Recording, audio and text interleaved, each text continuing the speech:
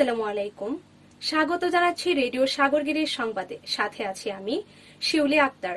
আজ 17 অক্টোবর শনিবার 2020 খ্রিস্টাব্দ, 2 কার্তিক 1427 বঙ্গাব্দ, 27 সফর 1442 হিজরি। শুরুতেই জানিয়ে দিচ্ছি সংবাদ শিরোনাম। সীতাকুণ্ডে ট্রেনের ধাক্কায় অজ্ঞাত ব্যক্তির মৃত্যু। আবাসিক হোটেলগুলোর ব্যবসা নিয়ে প্রশ্ন। সীতাকুণ্ডে বিশেষ নজরদারিতে 10টি হোটেল। ক্রমে করোনায় আক্রান্ত 20,000 ছাড়ালো, নতুন শনাক্ত 82। চট্টগ্রামে ছুরিকাঘাতে শ্রমিকের মাঝে খুন, আটক 6। স্থগিত হতে পারে বাংলাদেশে অনুষ্ঠেয় অনূর্ধ্ব 19 নারী বিশ্বকাপ। শুনছিলেন সংবাদ শিরোনাম, এবারে বিস্তারিত।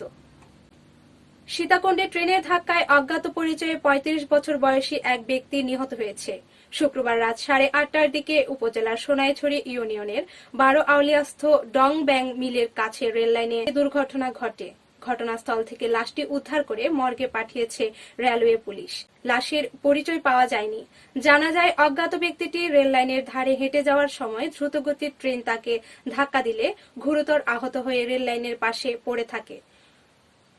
খবর পেয়ে কুমিরা ফায়ার সার্ভিস টিম ঘটনাস্থলে গিয়ে হাসপাতালে নেওয়ার প্রস্তুতি নিলে ওই ব্যক্তি মারা যায়। অর্থনৈতিক ব্যবসা খুলে বসেছিল সীতাকুণ্ডের জলসা আবাসিক হোটেল কর্তৃপক্ষ। সেখানে ঘণ্টা চুক্তিতে রুম ভাড়া দেওয়া হতো।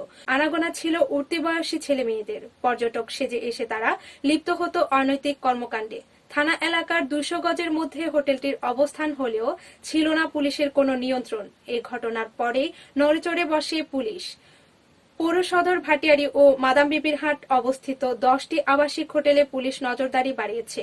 হোটেলগুলোতে আসা লোকজনের এনআইডি নিশ্চিত করতে বলা হয়েছে।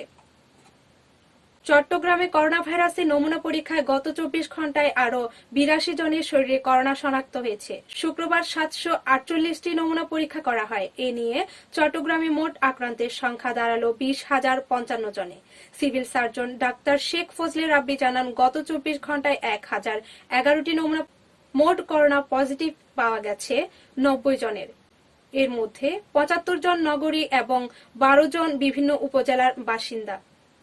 চট্টগ্রাম নগরের বাকুলিয়া থানাধীন নতুন ফিশারিঘাট এলাকায় ছুরিকাঘাতে খুন হয়েছে 42 বছরের মোহাম্মদ আবু তৈয়ব নামে এক শ্রমিকের মাঝি।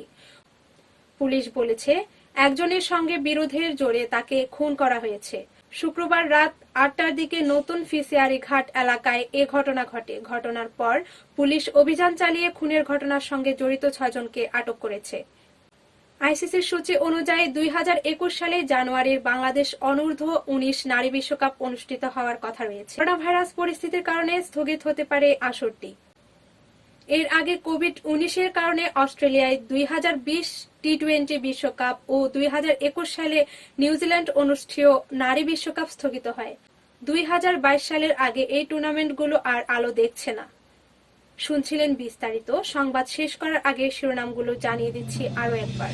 সীতাকুণ্ডে ট্রেনের ধাক্কায় অজ্ঞাত ব্যক্তির মৃত্যু। আবাসিক হোটেলগুলোর ব্যবসা নিয়ে প্রশ্ন। সীতাকুণ্ডে বিশেষ নজরদারি 10টি হোটেল। চট্টগ্রামে করোনায় আক্রান্ত 20,000 ছাড়ালো, নতুন শনাক্ত 82। চট্টগ্রামে ছুরিকাঘাতে শ্রমিকের মাঝে খুন, আটক 6। স্থগিত হতে পারে বাংলাদেশে অনুষ্ঠানের অনূর্ধ্ব 19 নারী বিশ্বকাপ।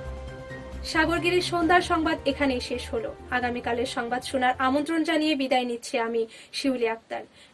রেডিও সাগরগিরির যে কোনো সংবাদ পেতে সাবস্ক্রাইব করুন আমাদের ইউটিউব চ্যানেল www.youtube.com/radiosagargiri এবং ফলো করুন www.facebook.com/radiosagargiri FM 992।